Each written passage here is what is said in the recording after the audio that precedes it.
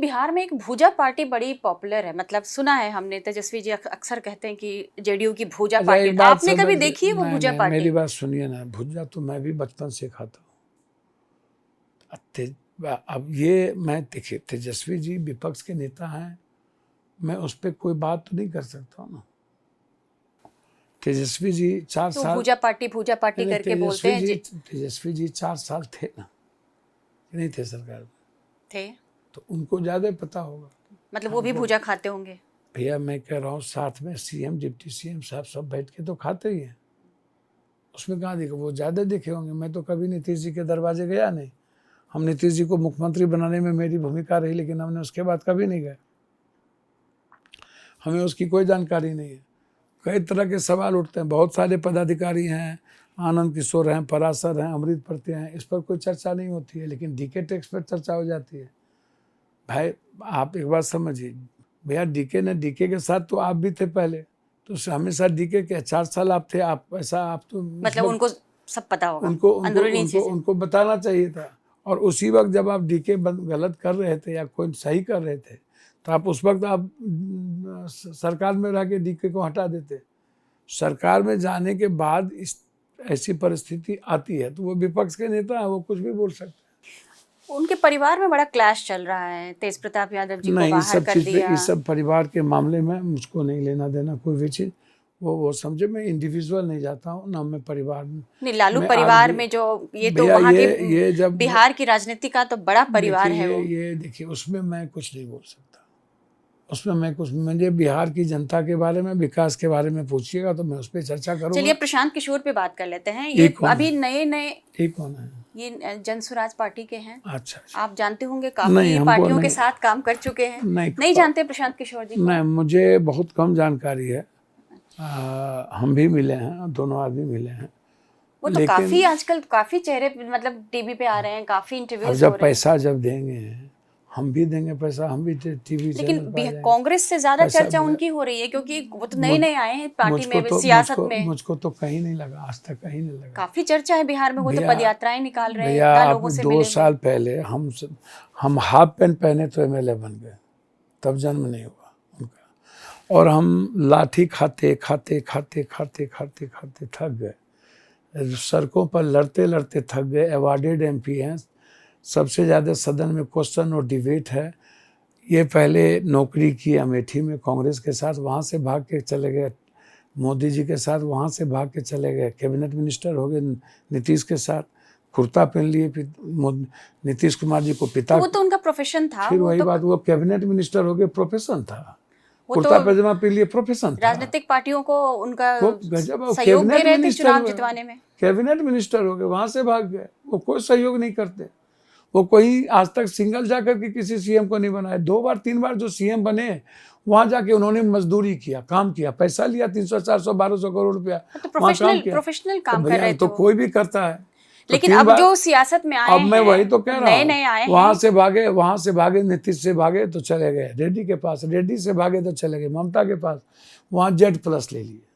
अब वहां से भागे तो चले गए अमरिंदर के पास, अमरिंदर का खटिया खड़ा कर दिया। अभी तो आप कह रहे थे प्रशांत किशोर के बारे में मैं जानता नहीं। भैया मैंने कहा कि जो जानकारी आपको मैं दे रहा हूँ, मैं इतना ही जानता हूँ। पॉलिटिकल जेपी महात्मा गांधी बिहार है, वो दिल्ली नहीं है कि आप सोशल मीडिया और पैसे की बदौलत अन्ना हजारे और अरविंद केजरीवाल जी। तो आपको लग रहा है इतना जो वो पदयात्राएं कर रहे थे उसका कोई फायदा नहीं? काफी घूमे हैं वो बिहार में। 2-2 3-3 करोड़ के वेनेटिंग बॉक्स में सोतना, 60 लाख का टेंट लगाना, बिरयानी खिला करके 100 महिलाओं को जुटा लेना, भीड़ पैसे के बदौलत 100-200। अब जितने कांग्रेस में, जितने इस पार्टी में जगह जिसको मुखिया को, सरपंच को, जिला परिषद को, अपराधी माफिया को नहीं मिलेगा। अब आप इसको समझने का प्रयास कीजिए कि क्या है, मतलब उनको अब जो जिसको कहीं जगह नहीं मिलेगी तो उसको लगेगा पैसा दे रहे हैं, मार्केटिंग में लड़ लो। तो बिहार में ना ये गए तो अच्छी बात है, सबको राजनीति करने का अधिकार है, और प्रशांत जी की मैं सम्मान करता हूँ, वो भी राजनीति करें, लंबा समय लगेगा। वो तो दावा कर रहे हैं कि जेडीयू को 25 सीटें नहीं आएंगी और नीतीश कुमार मुख्यमंत्री नहीं होंगे, और कांग्रेस को 1 भी सीटें नहीं आएंगी। भैया देखिए ना, अब भगवान तो है नहीं, भगवान तो है नहीं। नहीं, साधारण इंसान है। ब्लैक मनी बहुत है। उसके बाद नौकरी उन्होंने की सब जगह। बिहार गए तो बोला अब हमको बिहार, जैसे चिराग जी को बिहार फर्स्ट, बिहारी फर्स्ट, और छोड़ेंगे नहीं घर, तो सबको बिहार याद आ जाता है अंतिम में। बिहार जो है वो सामाजिक न्याय की ताकत है, संघर्ष की ताकत है। और अब सामाजिक न्याय के लोग ही अभी 30-40 साल मुख्यमंत्री बनेंगे। ये गए तो बोला कि हम बिहार आए हैं, बिहार को बचाना है। बिहार को कई बार गाली दे दी है, यहाँ नहीं सुधरने वाला, जातिवादी है, बिहार के बारे में सोचना मुश्किल है। कुछ दिन ये जगह जगह 60 लाख का टेंट लगा करके कभी घूमते रहे, और उसके बाद बोले कि हम एमएलए का चुनाव नहीं लड़ेंगे। बाद में कह दिए, हमको लोग कह रहे हैं हम एमएलए का चुनाव लड़ेंगे। वो तो जनता की पुकार सर थी। सुनिए ना, मैडम क्या बोलते रहते हैं। बोला सवाल नहीं उठता एमएलए का चुनाव में लड़ो।